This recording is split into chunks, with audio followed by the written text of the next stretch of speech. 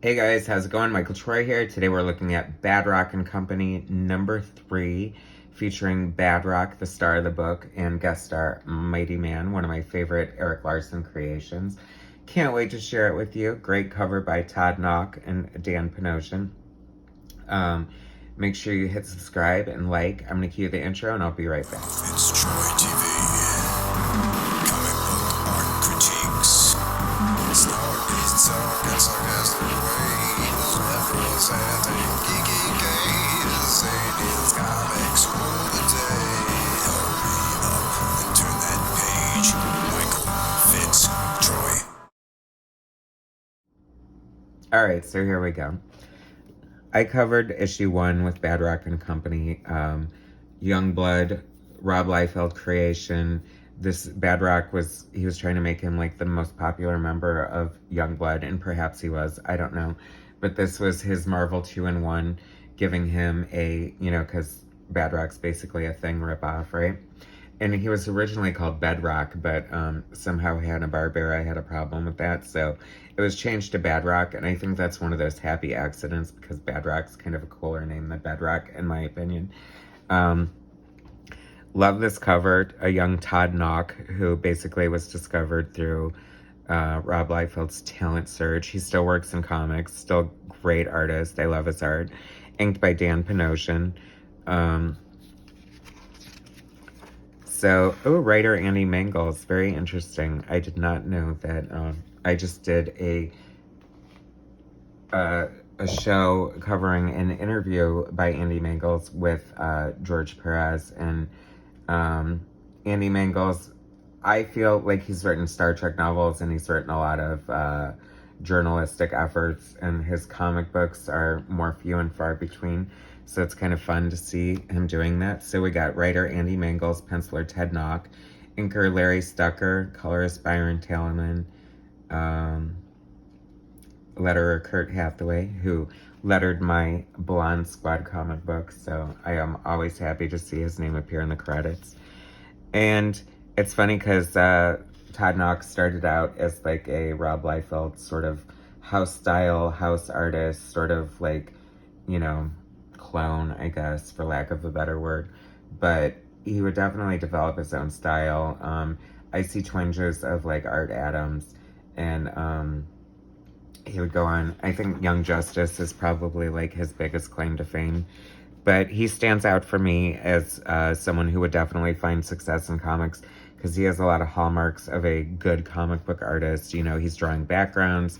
There's actual storytelling, Chucky, just randomly thrown in there, which I love. There's Mighty Man.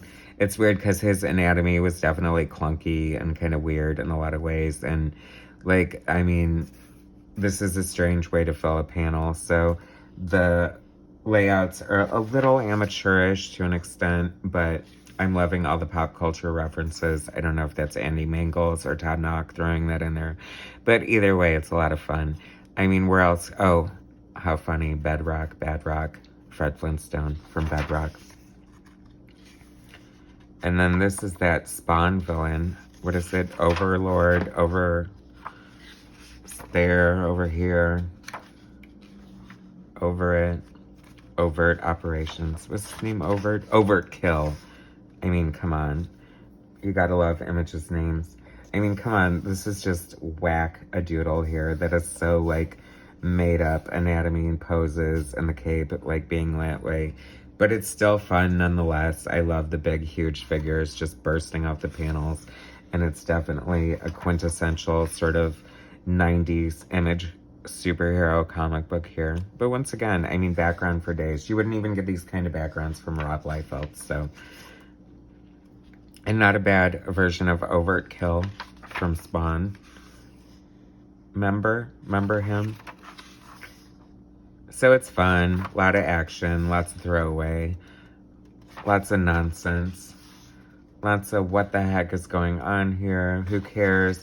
We're just in for the ride and spending our $2.50. Extreme Sacrifice preview with amazing art by Stephen Platt. I have some episodes coming up with Stephen Platt art, and I'm super excited about that because he really was pretty exciting when he hit the scene. But anyway, this is Badrock and Company, the team up book from Extreme Studios, Rob Liefeld, and putting one of my favorite characters, the charter member from Erik Larsen's Freak Force Mighty Man, in there. So that's super fun. Get this little 2-page spread. Actually, it's funny because, you know, Rob Liefeld's really hit or miss with his art, and I think this is definitely a great example of when he's good.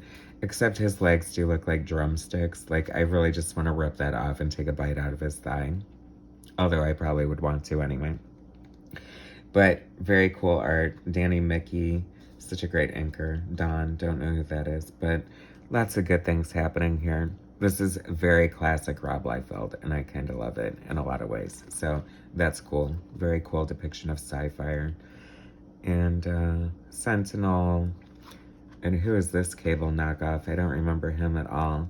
But at least you're knocking off yourself. And he's from Brigade. And Shaft, I don't know. Love the pouches. It's all good. Extreme, the end is now. We started 3 months ago, and we're already ending our whole entire line, which is probably more prophetic than it wasn't. New Blood. See, I feel like that was kind of the fallacy of Image Comics. It's like they left Marvel for all these kind of reasons, and then they just wanted to be Marvel with less likable, recognizable characters and less developed stories. And, you know, I mean, who gives a crap about these people? And it's like, if they have this impending crisis, who gives a crap? They've only been around for 6 months anyway. If they all get blown away, I don't give a shit. I don't have anything invested in these people. Now, if you're going to kill Spider-Man or change him into a black costume, like, hello, he's been there since I was in Underoos, so of course that's going to affect me on a deeper level. Anyway, still fun nonetheless. Badrock and Company, starring Badrock and Mighty Man. Very cool. Check it out. If you see it in the dollar bin, pick it up. If you see it in a more expensive bin, no need. Anyway, thanks for watching. Hit like, share my content, subscribe to my channel. It means the world to me. Thanks so much for watching. I'll talk to you soon. Thanks, guys.